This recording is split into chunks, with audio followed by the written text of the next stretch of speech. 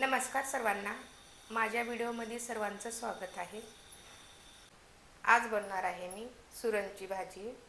याला सुरण म्हणतात, सूरकण सुद्धा म्हणतात आणि सूर्यकण सुद्धा म्हणतात। याचे फायदे भरपूर असतात शरीरासाठी।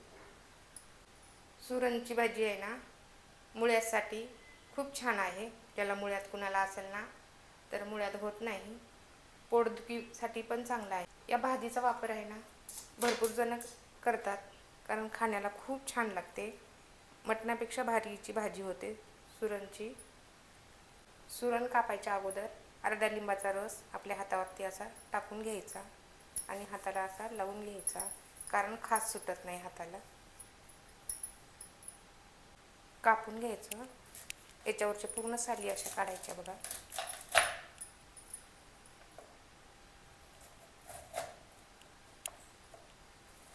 बघू शकता, पूर्ण साल काढायची। सुरणची साल काढून झालेली आहे। सुरणला कापून घ्यायचं आता। सुरणला असे बारीक बारीक तुकडे करायचे, जसे तुम्हाला आपण पनीरला बनवतो ना त्याप्रमाणे बनवायचे। याप्रमाणे बघू शकता। मी जास्त मोठे पण नाही बनवले आणि जास्त छोटे पण नाही बनवले, याप्रमाणे बनवलेले आहेत। पूर्ण सुरण मी अशीच कापून घेते। सुरण कापून झालेलं आहे, प्लेटमध्ये काढते।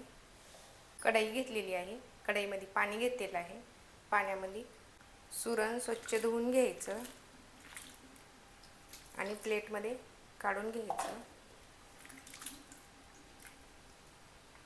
भाजी बनवण्यासाठी मी छोटे छोटे 4-5 कांदे घेतलेले आहेत, कोथिंबीर घेतलेला आहे, 2 टमाटे घेतलेले आहेत, अद्रकचा पेस्ट आहे, लसणाचा पेस्ट आहे, 2 कोकम आहेत। मसाल्यामध्ये 1 चम्मच धनिया पावडर घेतलेला आहे, 1 चम्मच काळा मसाला घेतलेला आहे, 1 चम्मच लाल तिखट घेतलेला आहे, कांदा खोबऱ्याचं वाटण घेतलेलं आहे, थोडी हळद घेतलेली आहे, चवीनुसार मीठ घेतलेलं आहे।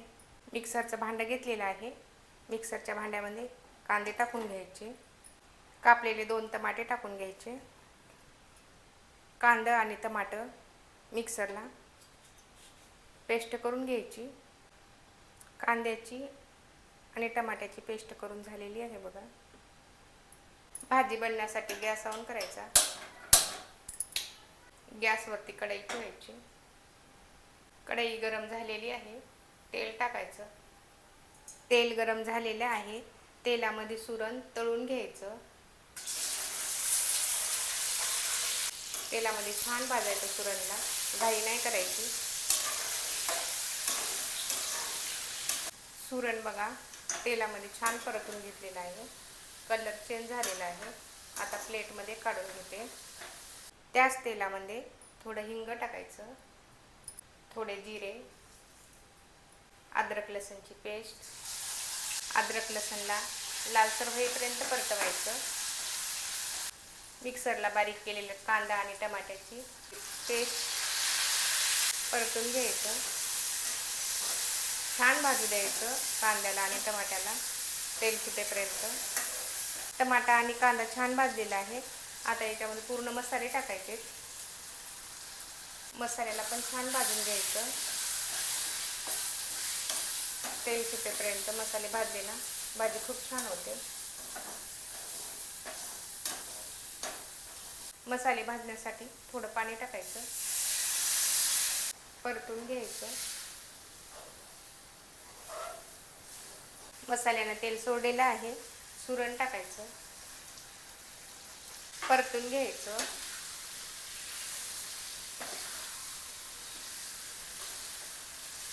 थोडं पाणी टाकायचं सुरण शिजण्यासाठी। कापलेला कोथिंबीर परतून घ्यायचं। बघू शकता भाजी बनवून तयार झालेली आहे। असेच व्हिडिओ पाहण्यासाठी माझ्या चॅनलला सबस्क्राईब करा, व्हिडिओला लाईक करा आणि कमेंट करून सांगा सुरकंदाची भाजी कशी झाली ते।